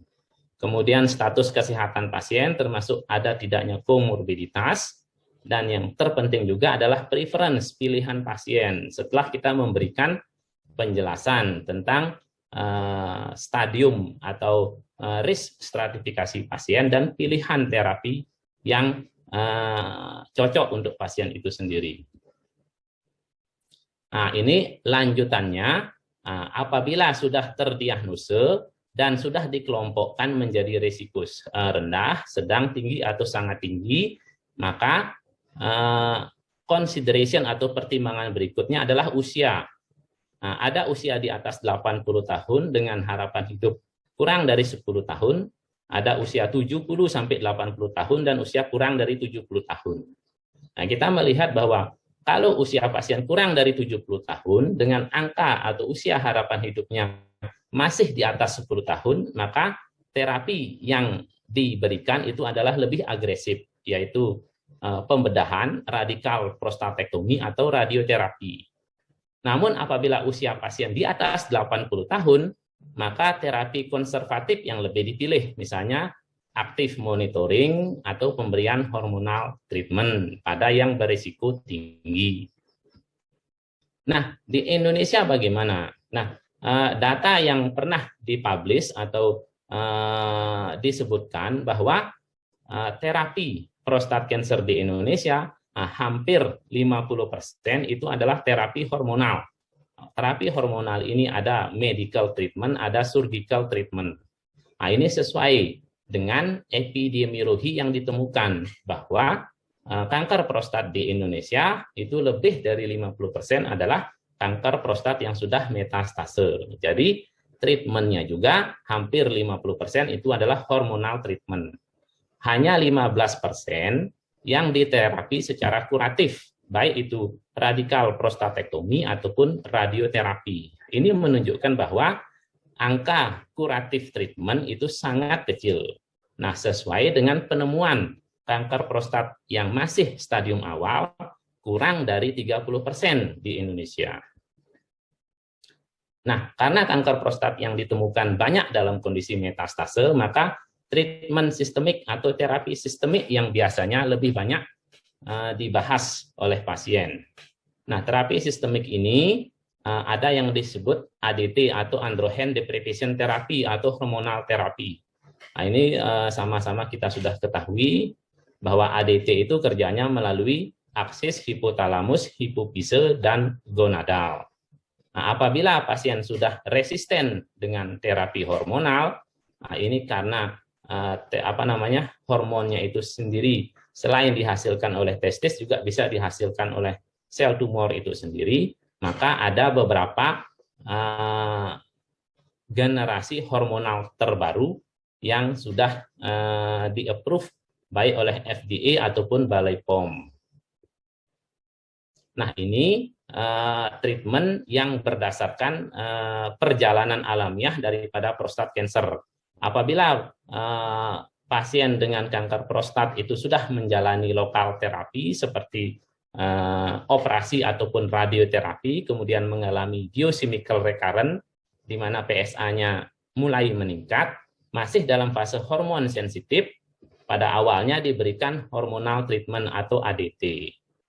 Nah, apabila kemudian pasien mengalami resisten prostat cancer, maka diberikanlah kemoterapi. Nah, kemoterapi ini kemudian berkembang dari docetaxel kemudian menjadi cabazitaxel. Nah, ilmu kesehatan itu semakin berkembang sehingga ditemukan beberapa hormonal generasi terbaru atau new hormonal treatment namanya. Antara lain abiraterone dan enzalutamide. Nah, itu diberikan pada awalnya itu pada pasien-pasien yang stadium terminal. Kanker prostat yang resisten dengan kemoterapi. Namun kemudian berkembang lagi bahwa hormonal generasi terbaru ini diberikan lebih awal pada pasien-pasien pada stadium awal daripada prostat cancer yang resisten. Dan semakin diberikan lebih awal lagi pada pasien yang masih hormon sensitif. Jadi pemberian kombinasi ADT dengan kemoterapi atau ADT dengan new hormonal treatment. Jadi dari penelitian-penelitian disebutkan semakin di awal diberikan kombinasi, maka perjalanan menuju ke stadium terminal itu menjadi semakin lama atau progresif free survival-nya semakin panjang. Nah, apabila sudah menjalani atau mengalami metastase, maka beberapa supportive terapi itu perlu diberikan. Nah, inilah yang dimaksud bahwa apabila pasien sudah dalam kondisi metastase, maka treatment multimodality perlu diberikan, termasuk pendekatan multidisiplin, sehingga akan menyebabkan high cost yang sangat tinggi. Apalagi sampai saat ini, obat-obat yang disebutkan sebagai new hormonal treatment itu belum ditanggung oleh asuransi pemerintah. Nah, sebagai simpulan bahwa kanker prostat itu menjadi penyakit atau concern kesehatan khususnya pada laki-laki usia lanjut, di mana laki-laki usia lanjut yang harusnya itu bisa menikmati usia tuanya, apabila tidak terdeteksi dari awal sebagai prostat cancer, maka akan menjadi menjalani sisa hidup dengan kualitas yang lebih jelek. Nah, ini bagaimana usia harapan hidup secara individual dan status kesehatan seseorang itu sangat penting sebagai parameter untuk membuat keputusan baik untuk screening, untuk diagnosis ataupun treatment kanker prostat. Kanker prostat itu adalah memiliki atau sebagai suatu penyakit yang kompleks. Dengan demikian beberapa perhatian seperti yang disebutkan tadi itu diperlukan khususnya untuk memilih treatment yang sesuai sehingga bisa memperpanjang usia harapan hidup, bisa memperpanjang waktu progresif dan meningkatkan kualitas hidup pasien. Manajemen untuk prostat cancer itu sendiri ada yang bersifat kuratif, ada yang bersifat paliatif, dan konservatif atau aktif monitoring. Terima kasih atas perhatiannya. Semoga ada manfaatnya. Selamat siang. Waktu saya kembalikan ke moderator. Santi Terima kasih Dr. Wayan Yudiana sudah membawakan mengenai kewaspadaan pada kanker prostat. Demikian tadi dua pembicara sudah membawakan materi dari Dr. Kardi Suteja dan Dr. Yudiana. Untuk session tanya jawab, saya akan mulai dari yang live untuk Dr. Suryadi. Dr. Suryadi, tolong di-unmute. Dipersilakan, Dokter.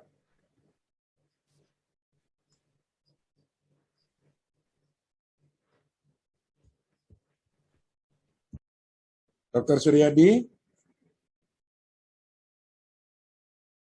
di-unmute, Dokter, di kantornya. Untuk mic-nya di-unmute dulu.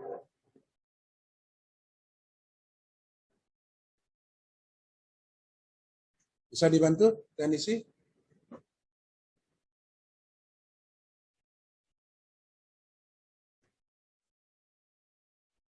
Dr. Suryadi, di-unmute kalau ingin bertanya.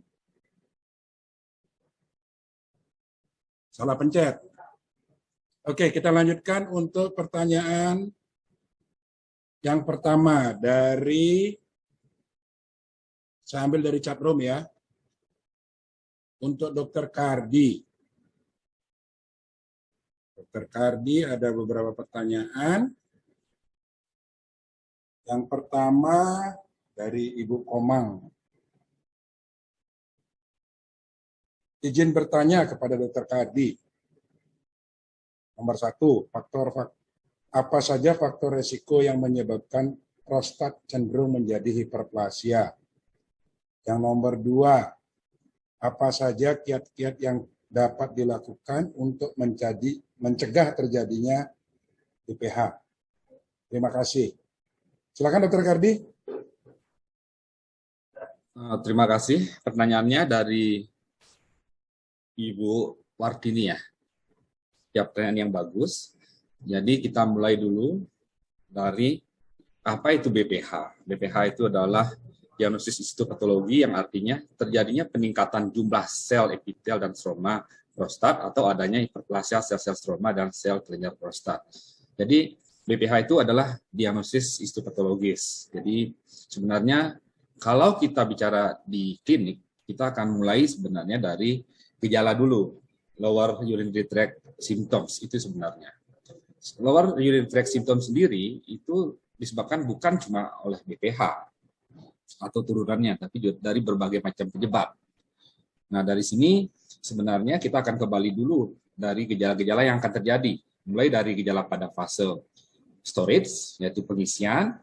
Jadi pada saat itu akan terjadi kandung kemih itu relaksasi, sphincter itu kontraksi sehingga terjadi proses pengisian. Selanjutnya ada fase voiding atau kencing, berkemih. Jadi pada saat itu akan terjadi sebaliknya, kandung kemih itu kontraksi, sphincter akan relaksasi sehingga kencing bisa keluar. Juga adanya post voiding, jadi ada gejala setelah kencing. Jadi pertanyaannya kembali lagi, BPH itu supaya apa yang menyebabkan atau jadi faktor dari pembesarnya prostat, hiperplasia prostat. Jadi pembesarnya prostat itu sebenarnya istilah klinisnya itu benign prostate enlargement, jadi pembesaran prostat jinak. Jadi saya batasi di sini bicara dengan masalah prostat jinak dulu. Jadi faktor-faktor yang diduga berperan dalam pertumbuhan jinak kelenjar prostat adalah hormon pertama. Hormon itu yang penting, itu yang sudah ada. Jadi hormon androgen, estrogen maupun prolaktin dan interaksi stroma epitel. Juga terjadi interaksi transmitter. Dan yang kita bisa intervensi secara klinis adalah pola diet, obesitas, mikrotrauma, inflamasi, dan aktivitas fisik yang bisa dianggap sebagai faktor penyebab membesarnya prostat. Jadi pada dasarnya prostat itu bisa membesar pada laki-laki normal yang punya testis yang bisa menghasilkan testosteron, itu poinnya. Kalau laki-laki yang tidak punya testis dan sudah dilakukan kebiri misalnya, seperti di zaman-zaman dulu di kerajaan di Tiongkok misalnya seperti itu, dia tidak akan mengeluarkan testosteron, otomatis juga prostat tidak akan membesar. Kemudian pertanyaan berikutnya adalah apa saja kiat-kiat yang dilakukan untuk mencegah terjadinya BPH? Untuk mencegah terjadinya BPH, jelas yang pertama adalah kalau mencegah secara total seperti tadi adalah dilakukan kastrasi. Itu mencegah benar itu, jadi tidak akan ada testosteron sehingga tidak akan ada prostat. Tapi kan ini tidak mungkin dilakukan pada pria normal. Jadi yang bisa dilakukan adalah memperbaiki pola hidup, jadi secara teratur sehingga prostat jadi sehat, hindari makan makanan yang mengandung lemak, itu akan mendorong meningkatkan aktivitas daripada hormon-hormon. Dari sini juga hindari melakukan manipulasi atau mungkin semacam yang bisa menyebabkan mikrotrauma pada prostat. Juga jangan sampai terjadi infeksi saluran kencing. Kalau sudah terjadi infeksi saluran kencing, otomatis harus dihindari, jangan sampai infeksinya masuk sampai ke prostat jadi prostatitis, dan ini pun akan menyebabkan inflamasi prostat yang akan menyebabkan juga pembesaran prostat. Saya kira itu yang bisa saya sampaikan jawabannya sementara ini. Mungkin nanti kalau ada pertanyaan lagi. Terima kasih. Terima kasih Dr. Kardi. Untuk pertanyaan berikutnya ditujukan kepada Dr. Wayan Yudiana dari Ibu Satriani. Mohon izin Dr. Yudiana, bagaimana prognosis pasien yang dengan CA prostat? Apakah ada kemungkinan untuk sembuh? Silakan Dr. Wayan.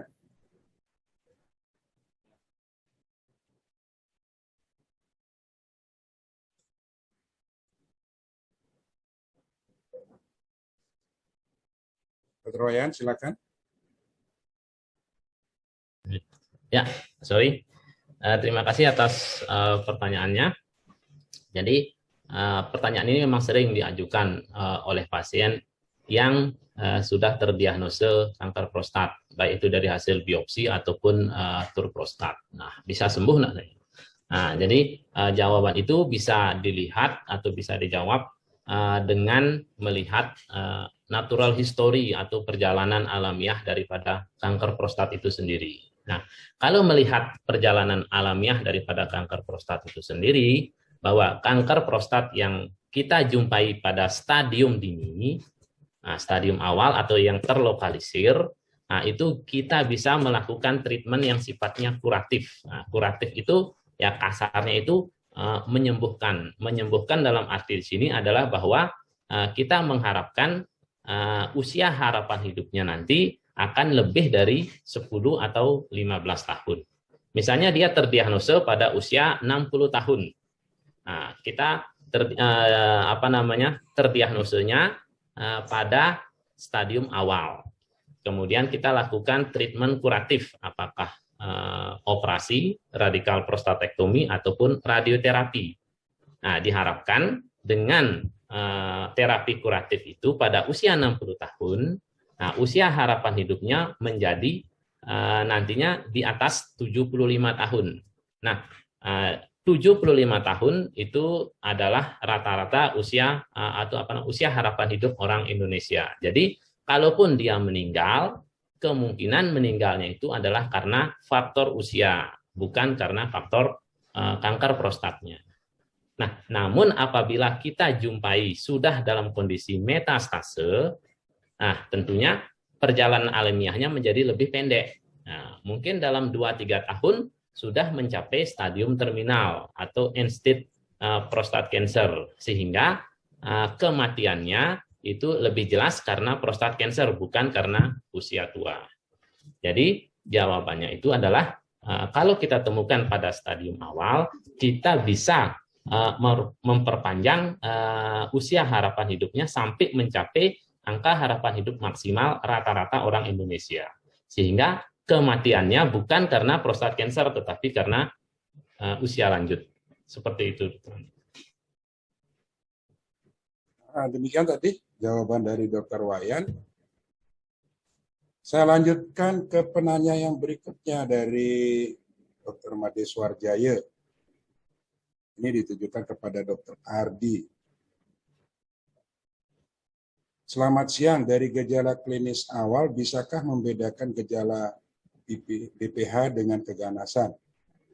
Yang pertama. Yang kedua, indikasi prostat. Kapan indikasinya?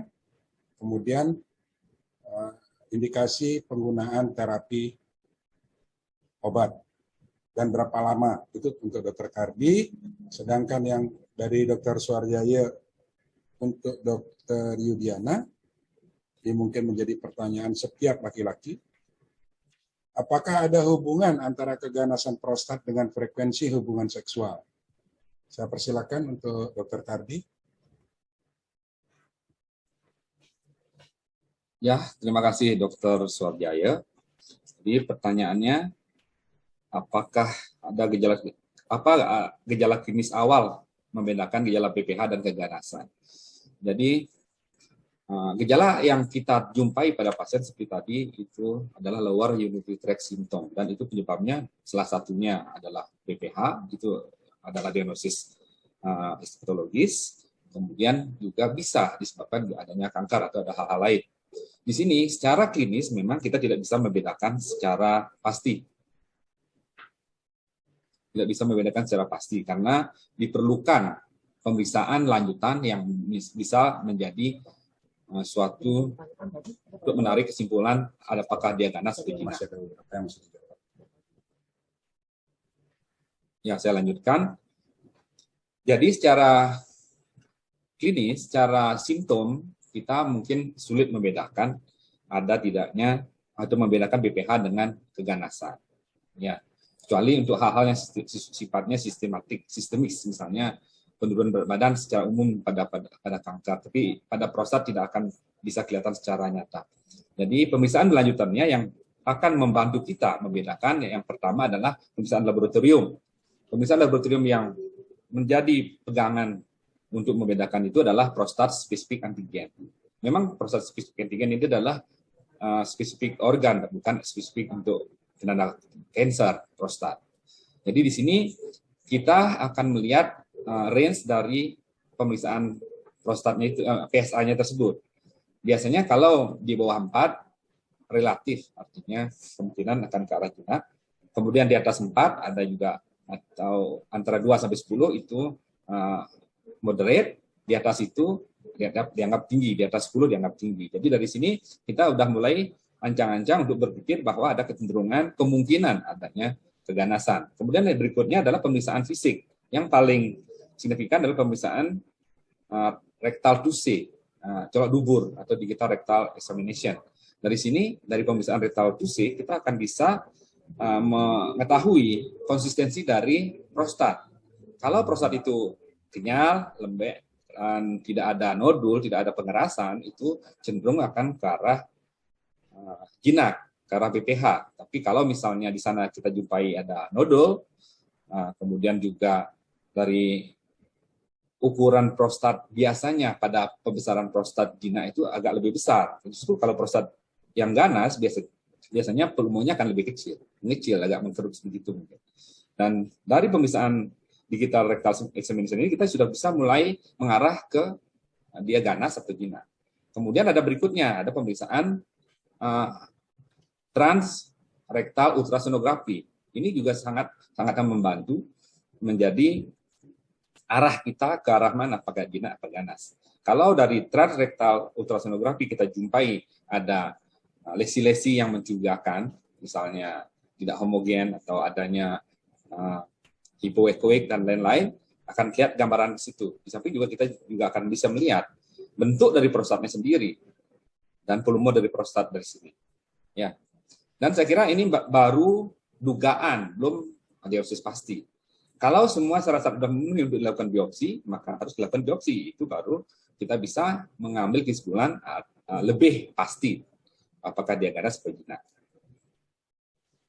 Dan biopsi pun kadang-kadang juga bisa tidak menemukan juga sel-sel ganas. Dan ini perlu dilakukan mungkin berulang. Nanti mungkin Dr. Yudiana akan menjelaskan lebih lanjut masalah ini. Kemudian pertanyaan kedua,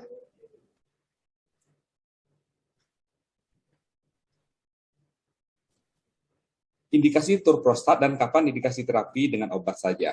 Ya, kalau masalah treatment terapi, ya kita akan selalu mulai dari skor IPSS. Jadi skor IPSS mungkin tadi secara detail belum saya sampaikan, ya. Jadi yang disebut dengan skor IPSS itu ada poin-poinnya ada 7.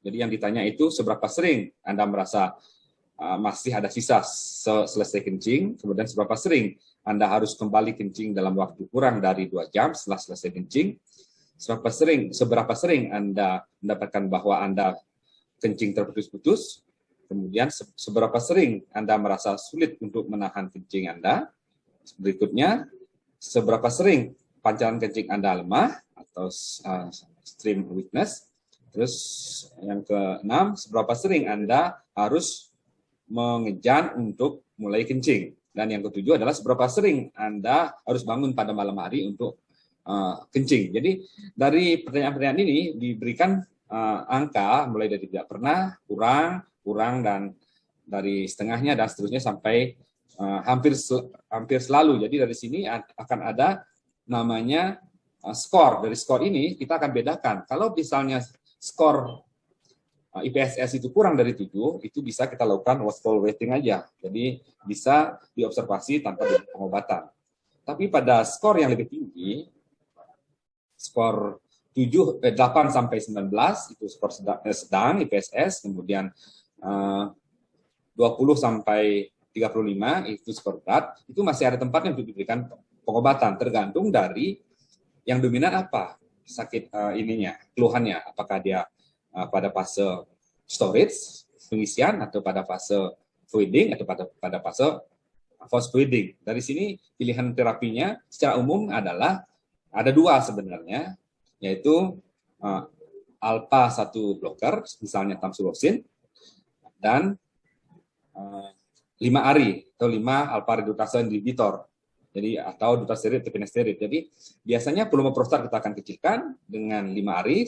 Kemudian untuk melancarkan dia bisa kencing, kita akan berikan tamsulosin.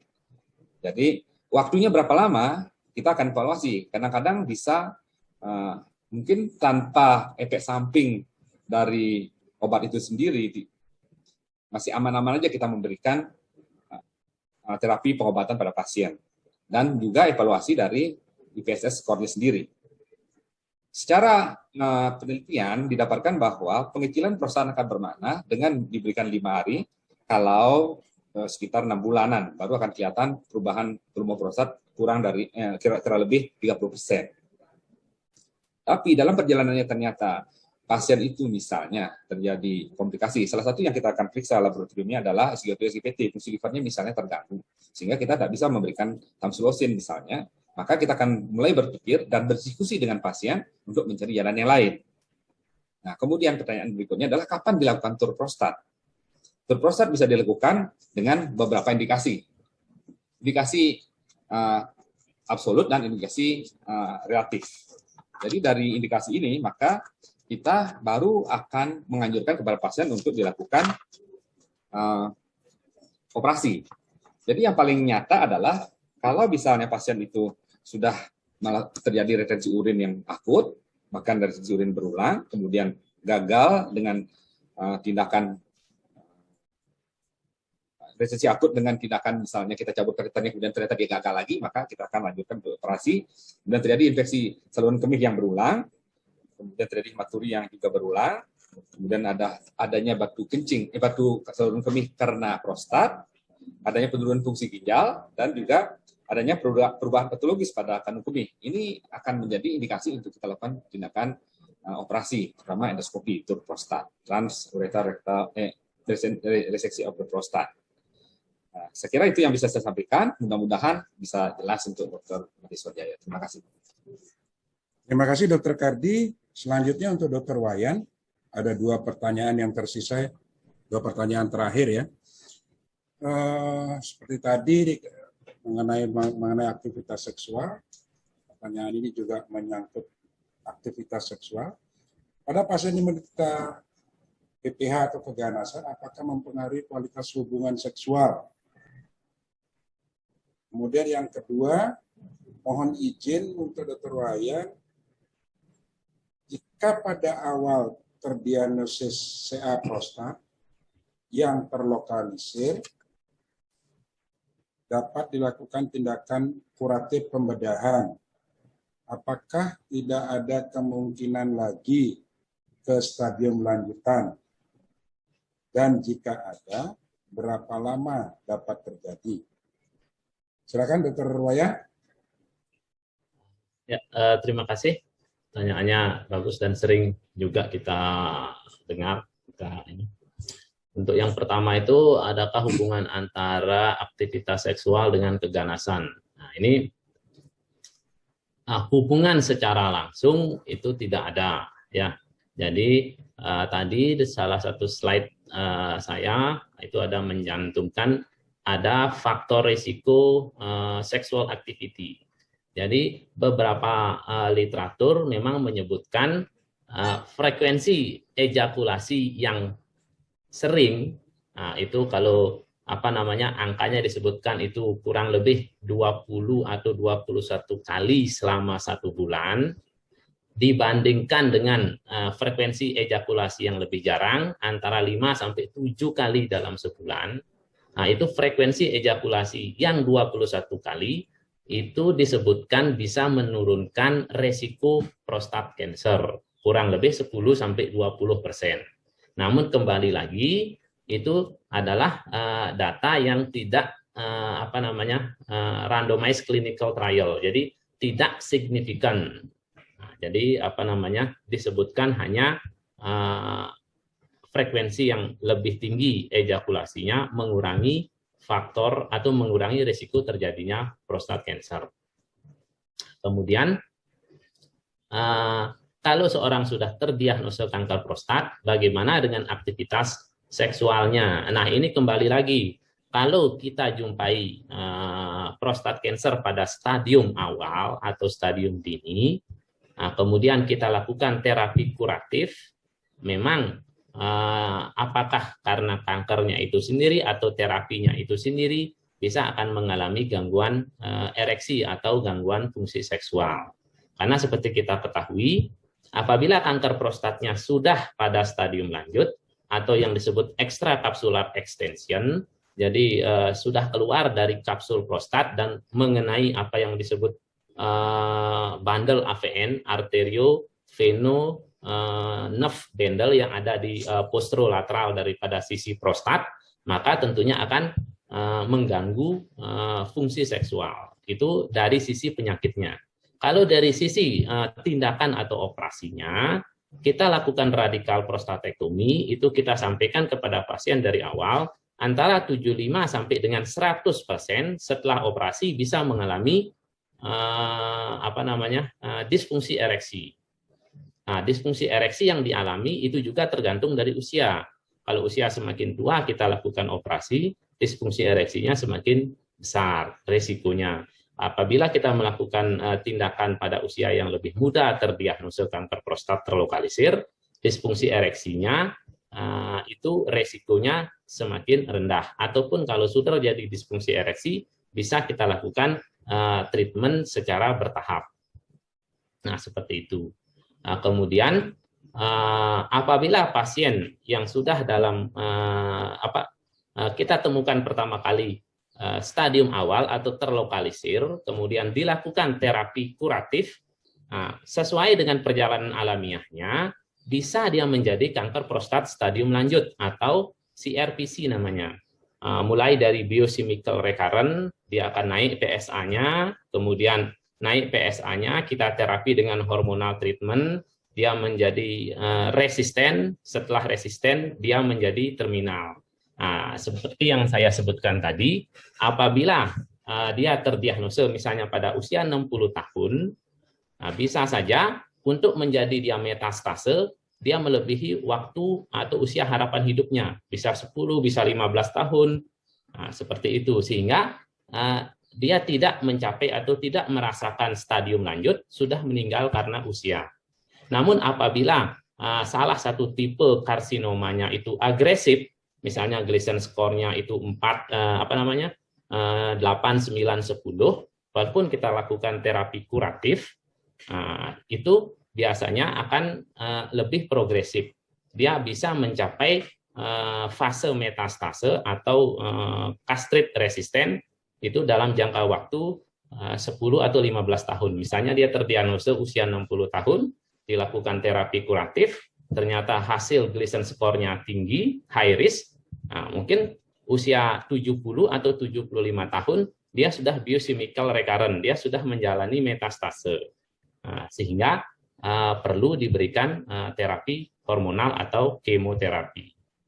Jadi seperti itu, Dokter Anom. Jadi Terima kasih, Dokter Wayan. Perjalanannya banyak faktor. Dari Dian Angela. Semoga jawaban dari Dokter Wayan bisa membuat terpuaskan. Dan yang bertanya mengenai hubungan seksual sampai 21 kali per hari, 21 kali per bulan, ya mudah-mudahan bisa dilakukan. Mungkin ada 2 pertanyaan terakhir buat Dokter Kardi. Ini cukup menarik, Dokter Kardi. Pertanyaannya adalah, yang pertama, kalau sudah TUR prostat, apakah mungkin kembali kambuh? Yang kedua, bagaimana kiatnya supaya tidak kambuh lagi? Silakan, Dokter Kardi. Terima kasih. Terima kasih pertanyaannya dari Ibu Alit Lica ya. Jadi yang dilakukan tindakan tur prostat itu, jadi reseksi prostat dengan tetap menyisakan kapsul dari prostat itu. Dan kalau kita lebih hati-hati supaya menghindari terjadinya efek yang sangat tidak diinginkan oleh setiap laki-laki, yaitu disfungsi ereksi, maka itu di bagian dari neuromuskular bundle di bagian bawah itu, biasa di bagian posterior itu biasanya akan dihindari atau sedikit mungkin dilakukan tindakan reseksi. Jadi kalau sudah dilakukan tindakan tur prostat, karena pasien masih normal, prostat testisnya masih ada, dan dia testisnya juga pasti akan tetap menghasilkan testosteron, kemudian juga masih adanya kapsul prostat yang tersisa, maka kemungkinan akan terbentuknya prostat lagi itu bisa terjadi. Jadi biasanya kalau misalnya pasien itu benign prostat hiperplasia, untuk berulangnya pembesaran prostat memang waktunya lebih lama, bisa 6 sampai 10 tahun. Tapi biasanya kalau dari prostatnya itu berubah, atau katakanlah ada sel-sel yang berubah jadi ganas, itu bisa akan lebih cepat terjadi gangguan LUTS berikutnya. Dan kemudian kalau sudah kita pastikan bahwa hasil pemeriksaan patologi anatomi dari pemeriksaan tur prostat itu adalah jinak, apa yang bisa kita hindari supaya jangan sampai berulang lagi. Kalau menghindari berulang, saya kira juga tetap kembali lagi, yang kita bisa cegah adalah dengan melakukan pola hidup yang benar, pola makan yang benar, hindari makan makanan yang bisa merangsang untuk peningkatan dan aktivitas dari testosteron lebih tinggi. Obat-obatan juga bisa dihindari yang bisa merangsang terbentuknya atau merangsang peningkatan dari testosteron. Dari sini kita bisa mungkin akan mengurangi atau memperlambat pembesaran prostat yang akan mengganggu, karena tidak semua prostat yang membesar itu akan mengakibatkan gangguan pada pasien. Jadi biarpun dia membesar tapi tidak mengganggu, sebenarnya tidak apa-apa. Ya, saya kira itu yang bisa saya berikan jawabannya. Terima kasih. Terima kasih, Dokter Kardi. Waktu kesempatan hari ini, untuk acara selanjutnya adalah kembalikan ke moderator. Ucapan terima kasih untuk seluruh peserta yang sudah mengikuti dari awal hingga akhir. Dan saya ingatkan untuk mengisi link absen yang ada di satu untuk sertifikasinya. Kemudian terima kasih juga untuk Mas Teras yang mendukung hari ini seluruh penyelenggara, dan juga untuk Rumah Sakit Hidayatullah selama 26 tahun yang berbicara. Terima kasih. Selamat siang. Ya, terima Baik, kasih. terima kasih kepada Dr. Anom yang sudah memandu acara pemaparan materi serta diskusi dan tanya jawab. Demikianlah acara kegiatan webinar pada siang hari ini. Terima kasih kepada narasumber kita, Dr. Pande Madekardi Suteja, spesialis urologi, Dr. Iwayan Yudiana, spesialis urologi, konsultan onkologi urologi, Dr. Ketut Anom Ratmaya, SPB Mars, selaku moderator, serta dari PT Astelas, terima kasih atas supportnya sehingga webinar siang ini dapat terlaksana dengan baik. Sebelum acara kita tutup, kita akan melakukan sesi foto bersama. Diharapkan kepada semua peserta webinar mengaktifkan mode video menjadi on. Dipersilakan. Baik, semua sudah mode on untuk video. Baik, kita lakukan sesi foto bersama pada hitungan ketiga. 1, 2, 3. 1, 2, 3. 1, 2, 3.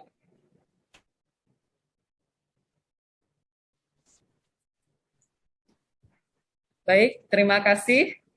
Demikianlah acara webinar pada siang hari ini.